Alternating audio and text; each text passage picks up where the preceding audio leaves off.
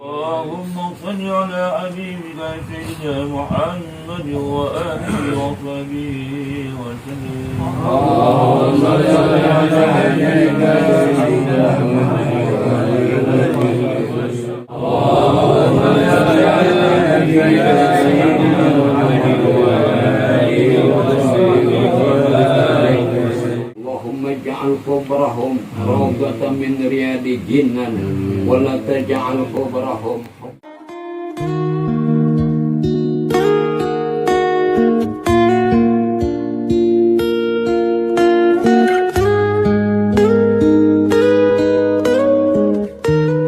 المصطفى للمغاشينا واغفر لنا ما مضى يا واسع الكرم.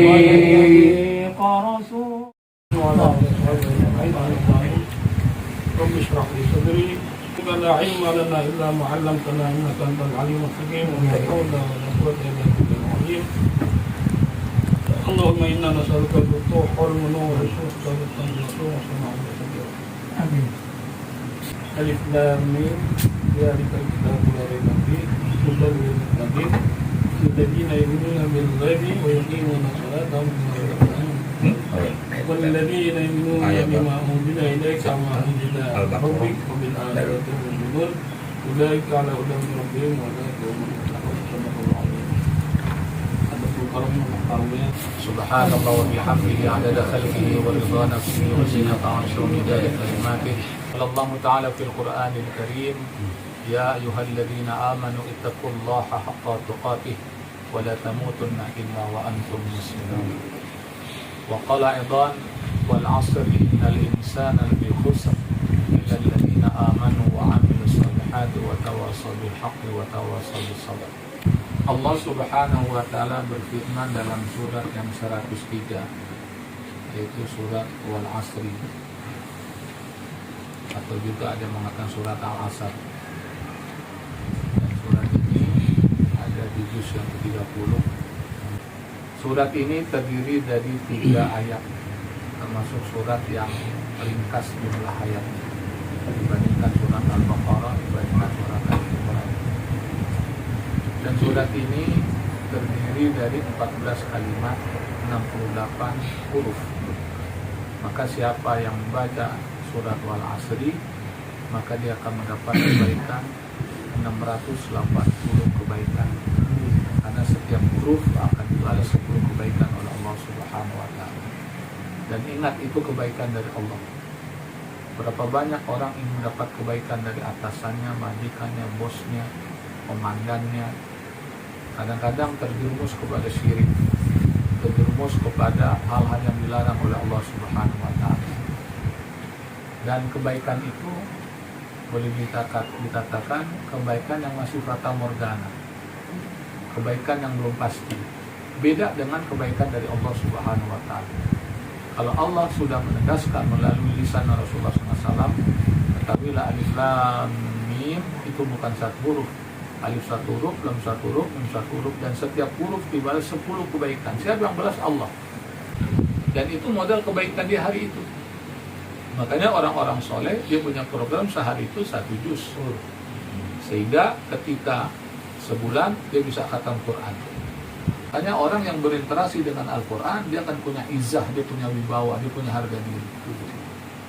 Dan itulah amalan para waliullah. Dan itulah amalan Nabi Muhammad SAW. Dan itulah amalan para sahabat, amalan orang-orang saleh. Nah, Allah berfirman dalam Al-Quran, wal asri, demi waktu asar. Apa yang kita pahami waktu asar ini? Waktu asar adalah nama waktu. Dan Allah di dalam surat yang lain juga bersumpah atas nama waktu. Ada wal laili, ada wal duha, ada wal fajr. Kalau saya memahami ketika Allah bersumpah atas nama waktu, manusia, jangan main-main sama waktu. Karena kalau main-main sama waktu, kamu akan ditebas pada waktu ini. Kamu akan dilindas, kamu akan tergiring, dan kamu akan merugi. Makanya benar, di dalam surat Wal Asri, ketika Allah katakan Wal Asri, innal insana lafi khusr. Sesungguhnya manusia itu dalam keadaan merugi.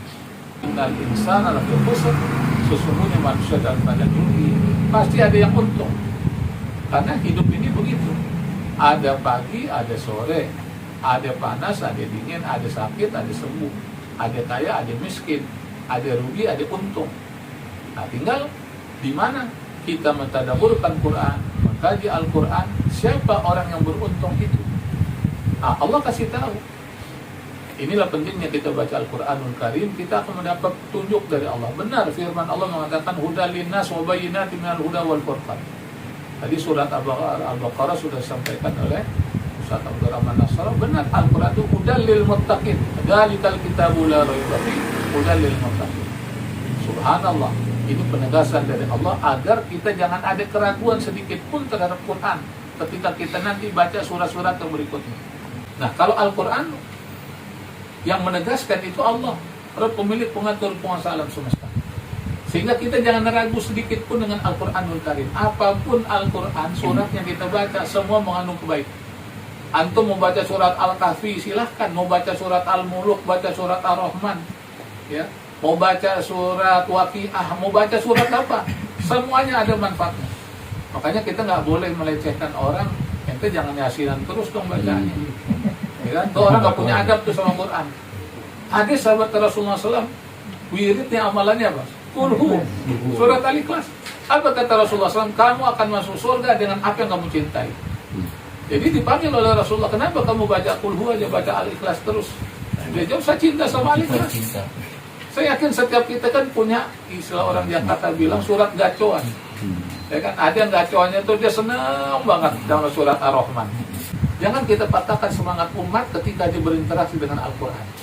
Ada yang senang dia baca juz amma aja udah. Dari dulu sampai sekarang juz amma. Ya kan, silahkan, nggak jadi masalah. Illal ladzina amanu. Orang yang tidak akan rugi itu adalah orang yang beriman. Alhamdulillah, alhamdulillah kita udah beriman kepada Allah. Beriman kepada Allah, beriman kepada Rasulullah, beriman kepada Kitabullah, beriman kepada rukun iman yang lainnya yang berjumlah 6. Ya, rukun iman. Itu kita pertahankan sampai akhir kehidupan kita. Bahkan kita sampaikan kepada ahli keluarga kita sampaikan kepada sanak famili kita sampaikan kepada teman-teman kita, apakah dalam pengajian semacam ini. Karena kita hidup di akhir zaman. Rasulullah SAW pernah menjelaskan, ada orang di pagi hari dia beriman, di sore hari dia kafir. Ada juga orang di pagi hari dia kafir, dia benci sama Islam. Bahkan dia pengen bunuh tuh Rasulullah SAW. Tapi di sore hari dia beriman kepada Allah, beriman kepada Rasulullah, bahkan menjadi pembela Islam. Siapa dia? Di antaranya adalah Umar bin Khattab, ya, Ikrimah bin Abi Jahal, Khalid bin Walid. Itulah sahabat-sahabat unggulan. Nah, mudah-mudahan kita dapat bertemu dengan mereka dalam surga Allah Subhanahu wa Ta'ala. Kalau ketemu orang soleh, mah iman naik dah. Ya, ketemu ulama, ya, kebayang aja dah kita untuk apa, mendekatkan diri kepada Allah. Ya. Tapi ada juga iman itu mengalami penurunan kalau dia melakukan dosa dan maksiat, kalau dia melakukan kemungkaran. Nah, disinilah pentingnya kita istiqomah. Istiqomah dalam beramal, ya, istiqomah dalam keimanan, istiqomah dalam kehidupan. Nah, ini kita jaga dan kita upayakan iman kita dengan sebenar-benarnya iman. Nah, orang yang beriman dengan sebenarnya itu akan mendapatkan keutamaan, fadilah. Apa fadilah? Lahum darajatun 'inda rabbihim wa maghfiratun wa rizqun karim. 3 hal dia dapat. Dia punya wibawa, dia punya harga diri. Orang kalau disebut namanya, itu orang-orang munafik udah gemetaran aja, dia udah takut aja tuh. Itulah karakteristik orang-orang beriman. Ya. Dan sahabat Rasulullah memiliki sifat semacam itu. Waliullah itu memiliki sifat semacam itu. Lahum darajatun 'inda rabbihim. Derajat keutamaan dari Allah. Wa maghfiratun, Allah ampuni dosanya. Makanya kita lihat orang-orang beriman dengan sebenarnya wajahnya itu cerah, bersih, ya, sikapnya bijaksana, akhlaknya akhlak karimah. Ya. Kemudian warizqun karim, Allah berikan rezeki yang banyak. Makanya mereka nggak khawatir dengan kehidupan dunia ini. Kenapa? Karena dia tahu tugasnya itu beribadah kepada Allah Subhanahu wa Ta'ala. Tidaklah kuciptakan jin dan manusia kecuali beribadah. Nah, kalau kita udah beribadah sesuai dengan perintah Allah, contoh Rasulullah SAW, yakinlah Allah akan berikan rezeki. Dan ingat, rezeki itu bukan sekedar uang. Ya, jadi jangan kita pahami rezeki itu cuma materi, dengan uang, tidak. Kita mendapat informasi, ketemu dengan orang soleh, hadir ke majlis ilmu, majlis taklim, ya, maslahatul akhir sebulan sekali, ini rezeki dari Allah. Kita bersyukur sama Allah. Kalau rezeki ini kita syukuri, nanti akan Allah tambah nikmat tersebut. Ya. La in syakartum la azidannakum wa la in kafartum in adzabi lasyadid. Allah akan tambah nikmat tersebut. Nah, ada juga orang yang imannya pura-pura. Nah, itu dijelaskan oleh Allah di awal dari surat Al-Baqarah. Setelah membaca tentang orang-orang yang bertakwa, kemudian orang-orang kafir. Nah, Allah jelaskan orang-orang munafik. Nah, siapa mereka itu? Mereka yang mengaku beriman kepada Allah Subhanahu wa Ta'ala. Yukhadi'una Allah walladzina amanu wa ma yakhda'una illa anfusahum wa ma yash'urun. Fi qulubihim marad fazadahum Allahu marada wa lahum 'adzabun alimun bima kanu yakdzibun. Wa minan nasi man yaqulu amanna billahi wa bil yaumil akhir. Nah, wa ma hum bimu'minin, mereka bukan orang beriman. Kenapa? Fi qulubihim marad, hatinya itu ada penyakit. Melihat orang soleh itu benci aja dia. Lihat ulama aja benci dia. Melihat orang sholat ngaji itu benci aja dia. Apa wujud kebencian dia? Dia curigai. Dia cari kesalahan-kesalahan, dia cari kekurangan-kekurangan. Ya, bukan diambil hikmahnya, bukan diambil pelajaran, dia cari kekurangan. Dia memang ngaji, tapi untuk mencari kekurangan. Nah, yang fatalnya lagi di zaman sekarang, kalau ada kekhilafan kan dilaporin, diadu dengan aparat. Naudzubillah min dzalik. Nah, yang kedua, orang yang beruntung itu wa amilus shalihat. Dia melakukan amal kebaikan, amal kebajikan. Dan dia orang-orang soleh, dari mulai bangun tidur itu sudah kepikiran bagaimana hari ini saya melakukan kebaikan. Itu harus kita upayakan. Jadi kalau kita bangun tidur, jangan terpikir bagaimana mencelakakan orang, menzalimi orang, jangan. Ya, itu orang yang merugi itu. Tapi kalau orang beruntung, dia bangun tidur setelah dia berdoa kepada Allah, dia pikirkan hari ini apa yang akan saya lakukan untuk kemaslahatan umat. Apakah kita mengunjungi orang sakit, apakah kita takziah, dan seterusnya, dan seterusnya, dan seterusnya. Intinya adalah melakukan kebaikan. Nah, orang model semacam ini adalah orang yang beruntung. Ya, beruntung di dunia, beruntung di alam barzah, dan beruntung di akhirat kelak. Kenapa? Karena dia melakukan amal kebajikan. Apalagi dilakukan karena Allah Subhanahu wa Ta'ala sesuai dengan sunnah Rasulullah SAW. Yang ketiga, wa tawassaw bil haqq wa tawassaw bis sabr. Apa yang kita pahami dari ayat ini? Dakwah. Kalau dakwah ini setiap kita bisa melakukan dakwah.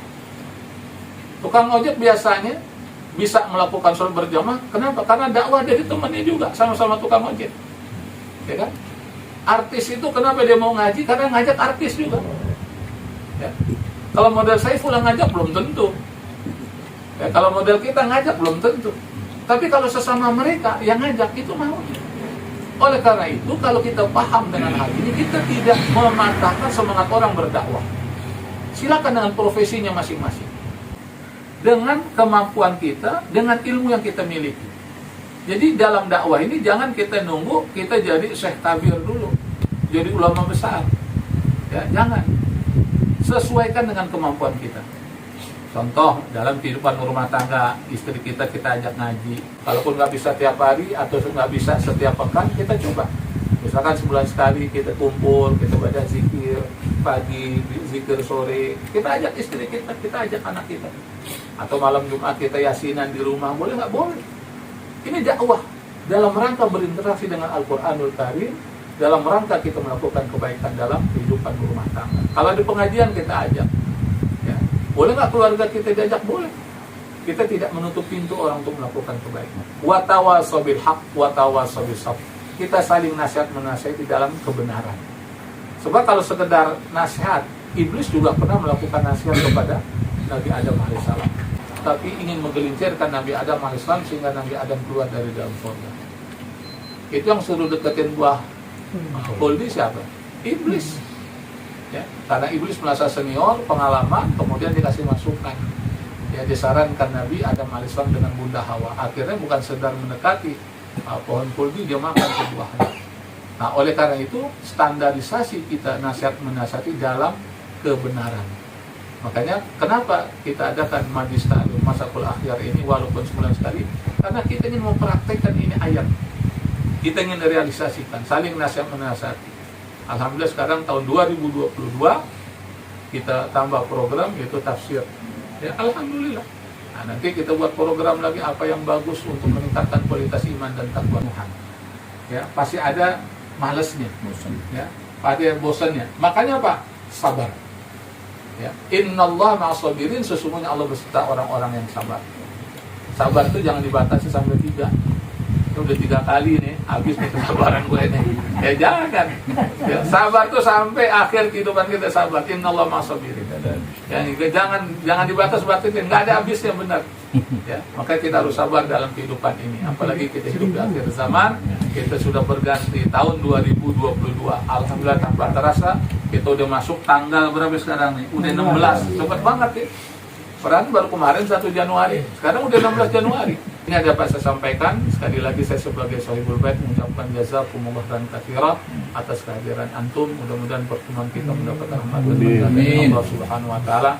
Dan saudara-saudara kita yang saat ini sedang sakit, mudah-mudahan Allah angkat penyakitnya, Allah sehatkan mereka, Allah sembuhkan mereka dengan sempurna. Amin.